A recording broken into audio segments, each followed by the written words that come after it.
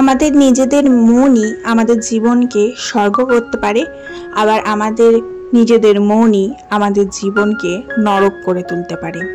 মনটাকে যদি পজিটিভ রাখো, ভালো ভাবো, ভালো চিন্তা করো, ভালো কাজ করো, তাহলে তোমার জীবনটা স্বর্গের মতো হবে এবং তুমি সবসময় সুখে থাকবে। কিন্তু নিজের মনে হিংসা, কুচিন্তা, নেগেটিভিটি এইসবের যদি আশ্রয় দাও, তাহলে তোমার জীবনটাও নরকে পরিণত হবে।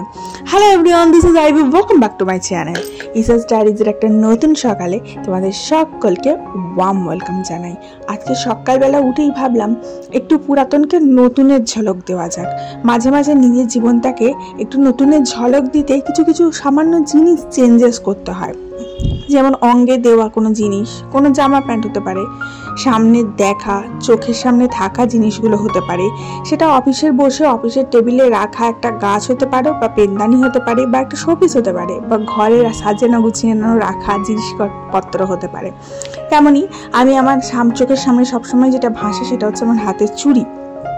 আমি অনেকগুলো চুড়ি বা অনেকগুলো বালা একসাথে পরতে কমফোর্টেবল ফিল করি না, যদিও আমাকে অনেকবার আমার ফ্যান্সরা বলেছে, মানে আমার সাবস্ক্রাইবাররা বলেছে যে একগুচ্ছ করে হাতে চুড়ি পরলে নাকি আমাকে খুব সুন্দর লাগবে দেখতে, আর পরার অনুরোধও করেছে। বাট কি করব, কোনো অকেশন ছাড়া বা পুজো আচ্চা ছাড়া আমার ঠিক সুটেবল লাগে না, মানে কাজকর্মতে কমফোর্টেবল ফিল করি না। তার জন্য আমি একটা করে পরাই পছন্দ করি, আর একটা করে পরার মধ্যে অনেক অপশন রয়েছে। তো আমি যেগুলো পরি সেগুলো হচ্ছে ল্যামিনেশন করা, এগুলো সব পুরীর কালেকশন, পুরী থেকে কিনে আনা। এবং তার সাথে আজকে একটু কাঁচের চুড়ির কম্বিনেশন করলাম, কাঁচের চুড়ি পরলাম। অ্যাকচুয়ালি কাঁচের চুড়ির সাউন্ডটা ভীষণ ভালো আর ভীষণ পজিটিভিটি বহন করে আমাদের শরীরের মধ্যে। কাঁচের চুড়ি যদি তুমি পরো এবং কাঁচের চুড়ির সাউন্ডটা যদি তোমার কানে সবসময় আসে, তুমি দেখবে তোমার মাইন্ডটা একটু ফ্রেশ হয়ে যাবে। ওই জন্যে একটা কমিউনিটি আছে বা একটা সম্প্রদায় রয়েছে যারা হাতে একগুচ্ছ করে কাঁচের চুড়ি পরে থাকে, যেগুলো আমরা বাঙালিরা পরি না। আমরা সেই জায়গায় শাঁখা, পলা, সোনার নোয়া বাঁধানো এবং বিভিন্ন ধরনের সোনার জিনিস পরে থাকি, সেগুলোও আমাদের কানে ভালো আওয়াজ দেয়, তবে কাঁচের আওয়াজটা একটু অন্যরকম। যাই হোক, আজকে সকাল সকাল উঠেই আমি আগে চলে এসেছি আমার মসকিউটো নেট, মানে মশারিটা ভিজিয়ে দিতে। বেশ কয়েকদিন যাবত এটা নোংরা হয়েছে, কিন্তু পরিষ্কার করা হয়েই উঠছে না। তো ভাবলাম আজকে হালকা গরম জল দিয়ে একটুখানি ভিজিয়ে দিই এবং সেটা ছেড়ে গেলে ধুপে পরিষ্কার করে নেব। অনেকেই মশারি ওয়াশিং মেশিনে কাচে, বাট আমি ওয়াশিং মেশিনে কাচাটা প্রেফার করি না। তার কারণ হচ্ছে ওয়াশিং মেশিন একটা জিনিসকে খুব বেশি নেগড়ায় এবং সেটাকে খুব বেশি টানা হেজড়া করে, এবং লেগিংস বা মসকিউটো নেট এই জাতীয় জিনিসগুলো যদি আমি ওয়াশিং মেশিনে কাচি, তাহলে এটার ইলাস্টিসিটিটা নষ্ট হয়ে যায়। যেমন মসকিউটো নেটের যে ছোট ছোট নেটের যে গ্যাপগুলো আছে, সেই গ্যাপটা বেড়ে যায়, মানে নেটটা স্ট্রেচ হয়ে যায়। অ্যান্ড লেগিংস বা টি শার্ট এরকম জাতীয় জিনিসগুলোও কিন্তু তাই, সেম জিনিস। লেগিংসটাতে বিশেষ করে লেগিংসের যে ইলাস্টিসিটিটা বা যে স্ট্রেচেবল জিনিসটা আছে, যে কোনো স্ট্রেচেবল জিনিসই যদি ওয়াশিং মেশিনে দাও, তাহলে সেটা একবার, দুবার, তিনবার করতে করতে দেখবে সেটার কোথাও না কোথাও গিয়ে সেই স্ট্রেচ জিনিসটা বেশি বেড়ে যাচ্ছে বা সেটা নষ্ট হয়ে যাচ্ছে। তার জন্য আমি ওয়াশিং মেশিনে একদমই কাচি না, আমি হাতে কাচি। এগুলো একটু কষ্ট হয় নিয়ে, তবুও করি। আমার যখন প্রথম বিয়ে হয়েছিল, আমার মনে আছে আমার শাশুড়ি মা আমার লেগিংসগুলো, আমি তখন জব করতাম, তো আমার লেগিংস, কুর্তি সমস্ত কিছু ওয়াশিং মেশিনে দিয়ে দিত। আমি বারবার বলতাম ওয়াশিং মেশিনে দিও না, ওয়াশিং মেশিনে দিও না। যাই হোক, এটা এখন ভিজিয়ে দিলাম, ওটা ভিজুক খানিকক্ষণ, মোটামুটি যতক্ষণ আমি চান করতে যাচ্ছি ততক্ষণে ওর যত নোংরা আছে বের করে দেবে। বাকি একটু যেটা আছে সেটা আমি একটু সাবান ঘষে ধুপে দিলেই পরিষ্কার হয়ে যাবে। হ্যাঁ, কষ্ট একটু হয়, বড় বড় জিনিস কাচতে অবশ্যই কষ্ট হবে। মশারির নেট এমনিতে হালকা মনে হলেও ভেজাবার পর সেটাকে ধোববার সময় প্রচুর কষ্ট হয়। সেটারও একটা ইজি টেকনিক যেটা আমি ইউজ করি, সেটা আমি দেখিয়ে দেবো। আমার আগের ভিডিওতেও আমি দেখিয়েছি, আগে যখন শেয়ার করেছি, যখন আমি মশারি কাচি, শেয়ার করার চেষ্টা করি জিনিসটা। যাই হোক, এখন সবজি কটা কেটে নিই, ততক্ষণে নিয়ে রান্নাটা বসাবো। আর তোমরা আমার সবজিটা কাটতে কাটতে প্লিজ ভিডিওটাতে একটা লাইক করে দাও, আর ভিডিওটা একটু শেয়ার করে দাও বন্ধু বান্ধবের সাথে। আর যারা এখনও পর্যন্ত চ্যানেলটা সাবস্ক্রাইব করোনি, দেখছো, নতুন বন্ধুরা যারা যুক্ত হচ্ছ, তাদের সকলের কাছে রিকোয়েস্ট, চ্যানেলটা অবশ্যই সাবস্ক্রাইব বা ফলো করে নাও। তাহলে কি হবে, তুমি আমাকে হারিয়ে ফেলবে না এবং ভিডিওগুলো দেখতে পারবে। আশা করি আমার ভিডিও ভালো লাগছে বলেই তোমরা দেখছো, যারা দেখছো তাদের কাছেই আমার রিকোয়েস্ট। জানো তো আজকাল মানুষের খুব বেশি স্ট্রেস হয়ে যায় সমস্ত কিছুতেই, সামান্য সামান্য জিনিসই। তার জন্য হার্ট অ্যাটাকের ঝুঁকিটা সমস্ত এজের গ্রুপের ক্ষেত্রে মানুষের মধ্যে দেখা যাচ্ছে বেশি পরিমাণ। তার জন্য খুব কম বয়সেই মানুষ হার্ট অ্যাটাকে মৃত্যু হচ্ছে। তার জন্য আমাদের মনটাকে হেলদি রাখাটা খুব দরকার। অবশ্যই তার জন্য প্রাণায়াম আছে, যোগা আছে। আবার অনেকেই আছে যারা বলবে আমার দ্বারা ওই যোগা টোগা হয় না বা ব্যায়াম ট্যায়াম হয় না। সেক্ষেত্রে নিজের মনটাকে শান্ত রাখার জন্য বা খুশি রাখার জন্য আমরা গান শুনতে পারি। অনেকে গান শুনতে শুনতে কাজ করে। আমার ঘরে যেমন গান বাজে, আমি অরিজিনাল সাউন্ডটা দিই না, তাই অরিজিনাল সাউন্ড দিলে তোমরা শুনতেই পেতে, ওটাতে কপিরাইট চলে আসার সম্ভাবনা থাকে, তাই দিই না। যে আমার কাছে কৃষ্ণর গান চলে খুব সুন্দর, সেই গান শুনতে শুনতেই কাজ করি আর্লি মর্নিংয়ে। আসলে যে কোনো সফট মিউজিক যেটা আমাদের কানে যাচ্ছে, যে কোনো মিউজিকই আমাদের একটা থেরাপির কাজ করে। যখন তুমি কোনো রেসে পার্টিসিপেট করো, ধরো দৌড়াবে, সেখানে যদি একটা জ্যাজ জাতীয় মিউজিক শোনো, যেটা তোমাকে মানে ধিনচাক ধিনচাক করে বাজছে, এরকম একটা মিউজিক যেটা তোমার মনের ভেতরে যে উত্তেজনা সেটাকে বাড়িয়ে দিচ্ছে, তাহলে তুমি কি হবে, দৌড়াবে জোরে। আবার ধরো যখন তুমি খুব খুশি আছো, তখন ধরো একটা সফট মিউজিক শুনছো, বা ধরো তোমার খুব দুঃখ হয়েছে, কষ্ট হয়েছে, তখন একটা আনন্দদায়ক মিষ্টি মিষ্টি গান শুনছো, তখন তোমার মনটা ভালো হয়ে যাবে। এরকম মিউজিকটার একটা থেরাপি, মিউজিক থেরাপি বলেও একটা আছে, যেটাতে অনেকের ক্ষেত্রে থেরাপি হিসেবে ইউজ করে ডাক্তাররা। তারপরে মিউজিকটা মানুষের মনটাকে সুস্থ রাখতে, ভালো রাখতে কিন্তু অনেক সাহায্য করে। তাই ঘরে কাজ করার সময় অনেকে দেখবে মিউজিক চালিয়ে দিয়ে কাজ করে। মিউজিকে অনেক সময় এনার্জি পায়, এন্থু পায়, সেরকম আমিও তাই করি।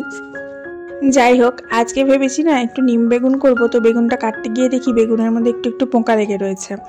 আবার এখানে আর একটা কথা বলি, ঝিঙে দিয়ে একটা তরকারি করব, ঝিঙেতেও দেখি একটু পোকা লেগে আছে। বলে যে সবজিটা, একটা পডকাস্টে শুনছিলাম একজন ডক্টর বলছেন যে সবজির মধ্যে দেখছো পোকা লাগা রয়েছে, আমরা কি বলি, পোকা লাগা রয়েছে বাজে, ওটা খেতে হবে না, ফেলে দে। তো বলছে যে সবজিটা পোকা লাগা রয়েছে, ওটা ওই পোকার অংশটা বাদ দিয়ে তুমি বাকিটা কিন্তু খাও। কেন খাবে? কারণ ওটাতে তাহলে কেমিক্যাল কম ইউজ হয়েছে, তার জন্যই কিন্তু ওটাতে পোকা লাগতে পেরেছে। আর যেটাতে পোকা লাগা নেই, তার মানে ওটাতে প্রচুর পরিমাণে কেমিক্যাল ইউজ হয়েছে। আজকাল তো সবাই জানে পেস্টিসাইড প্রচুর পরিমাণে ইউজ করা হয় চাষের ক্ষেত্রে। তো সেটাতে তোমার এত পরিমাণ পেস্টিসাইড আছে, এত পরিমাণ কেমিক্যাল আছে যে সেটাতে কোনো রকম পোকা লাগতে পারেনি। আর যেটাতে লাগতে পেরেছে, তার মানে বুঝতে পারছো সেটাতে পোকা লাগেছে, মানে সেটাতে কোনো কেমিক্যাল সেরকমভাবে পৌঁছাতে পারেনি বা পেস্টিসাইড পৌঁছাতে পারেনি বলেই সেটাতে পোকা লেগেছে। তো এটা একটা কথা। আর একটা হচ্ছে, আমি একটা বিয়েবাড়ির রান্নায় গেছিলাম দেখতে, তো দেখি ওখানে না বেগুনি করছে। তো বেগুনের মধ্যে যেগুলো পোকা লাগা অংশ আছে, আমরা সেগুলো তো কেটে ফেলে দিই, বাদ দিয়ে দিই। ও কাটা মানে পোকা লাগা অংশগুলো কেটে বাদ দিচ্ছে না, ওইগুলো সমেতই বড় বড় করে চাকচাক করে কেটে ভেজে দিচ্ছে। তারপরে আমি বুঝলাম, ও এই জন্যই বিয়েবাড়ি খাওয়ার পর আমাদের হজম হয় না, আমাদের এত অসুবিধা হয়, কারণ ওরা ওই পোকা লাগার কোনো অংশ কেটে বাদ দেয় না, ওই পোকা পচা গলা সব মিলিয়ে মিশিয়ে রান্না করে, তাতে নাকি টেস্ট আরও বাড়ে। আমিও বললাম যে এগুলো বাদ দাও, বলে না না বাদ কে দেবে, এগুলো থেকেই অনেক বেশি টেস্ট হবে, ভাবো বোঝো। যাই হোক, এগুলো আমার নিজস্ব এক্সপিরিয়েন্স, কিন্তু সত্যি কথা আমি শেয়ার করছি। তাহলে অনেক বকবক করলাম, এবার ব্রেকফাস্টটা করি। আর্লি মর্নিংয়ে উঠেছি ভোর 5টা থেকে, আর শরীর চলে এবার একটু না খেলে হবে না। তো আজকে মেয়েটাকেও দিয়েছিলাম যা ব্রেকফাস্ট মানে টিফিনে, সেটাই আমাদের ব্রেকফাস্ট করেছিলাম।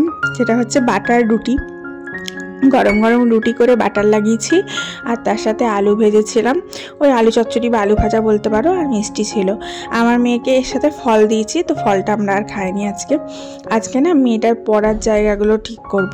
কি হয়, প্রতি বছর যখন নতুন সেশন শুরু হয়, আমি এই জায়গাটা মেনটেন করি, এই জায়গাটা পরিষ্কার করি। এর যেগুলো পুরনো শেষ হয়ে গেছে, খাতা শেষ হয়ে গেছে, অনেক সময় অনেক কিছু ড্রয়িং এক্সট্রা এঁকে টেকে পেপার জমিয়ে রাখে, তো সেগুলো ক্লিন আপ করি। ক্লিন আপ করে যেগুলো শেষ হয়ে গেছে সেগুলো আলাদা করে রেখে দিই, তাহলে ওই জায়গাটা ফাঁকা হয়ে যায়, পরিষ্কার হয়ে যায়, এবং ওখানে নতুন বইয়ের জায়গাটা করে দেওয়া যায়।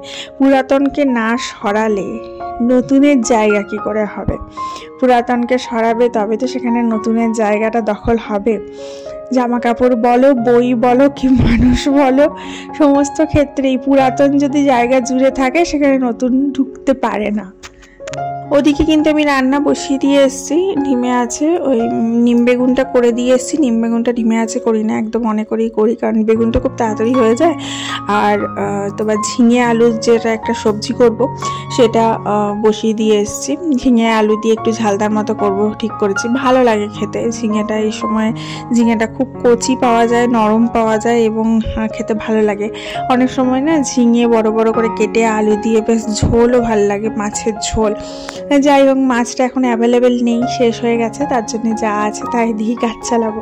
আর এই যে দেখো, একটা একটা করে বই আমি দেখছি, খাতা আমি দেখছি যে কোথাও কিছু বাকি রয়ে গেছে কিনা, নিয়ে তারপরে করছি। আমার না একটা স্বভাব আছে, আমি প্রত্যেকটা জিনিস ওকে শেষ করাই। স্কুলে কি করে, ধরো একটা আর্টের বই ওদের স্কুলে জমা নিল, সেটা আর্ট পিরিয়ডে করাবে। এবার কিছু কিছু একটা দুটো স্কুল থেকে করায় না, বাদ দিয়ে দেয়, যেগুলো হয়তো ওদের সিলেবাসে নেই বা সামথিং কিছু, কি কারণ বলতে পারবো না, হয়তো সিলেবাসে নেই, এটাই হবে। তো আমি কি করি, আমি কিন্তু যেটা বাদ দিয়ে দিয়েছে সেটা ঘরে করিয়ে দিই। ধরো ওর এই বছর, আগের বছরের যেটা বাদ গেছে সেটা আমি ওই বইটা ফেলবার আগে ওটাকে পুরো শেষ করে দেন ফেলি, এরকম আর কি। ধরো কোনো হ্যান্ডরাইটিং বই আছে, সে হ্যান্ডরাইটিং কিছু বাদ আছে, সেটাকে আমি পুরো শেষ করাই, দেন সেটাকে ফেলি, এরকম আর কি। মানে শেষ করাবো আর কি, কোনো কিছু ওয়েস্ট যাতে না হয় সেটাই আমি চেষ্টা করি। এই যে এখন খাতাটা এতটা ইউজ হয়েছে, অতটুকু পাতা রয়ে গেছে, তো ওইটুকু পাতা তো আর স্কুলে দেওয়া যাবে না। তো আমি কি করব, ওইটুকু পাতাতে আমি ঘরে টাস্ক করিয়ে দেবো। এখন যদি টিউশন টিউটরের কাছে পড়তো তাহলে এই সুবিধাটা অ্যাভেলেবেল হতো না, কিন্তু যেহেতু আমি নিজে হাতে ওকে পড়াই তাই এগুলো আমি করতে পারি। আর এখন দেখো, এখানে ডিভানের মধ্যে ওর সমস্ত বইগুলো রয়েছে, আগের বছরের বইগুলো একটা বস্তা করে ঢুকিয়ে রেখেছি, তো ওটাই বার করছি। ওই বস্তার মধ্যেই আবার এই বছরেরগুলোও ঢোকাবো, দেখি কতটা কি হয়, দেন এগুলো আমাকে বিক্রি করে দিতে হবে, বা কোনো ছোট বাচ্চা বা কিছু থাকলে তাকে দিয়ে দিতে হবে। আসলে কাউকে দিয়ে কোনো লাভ নেই, কারণ সব তো শেষ, শুধু বই, যেগুলো দু একটা বই আছে বইগুলো পড়তে পারবে কোনো বাচ্চাকে দিলে, বাট খাতা টাতাগুলো তো কোনো কাজে লাগবে না, সেগুলো আমাকে বিক্রি করে দিতে হবে।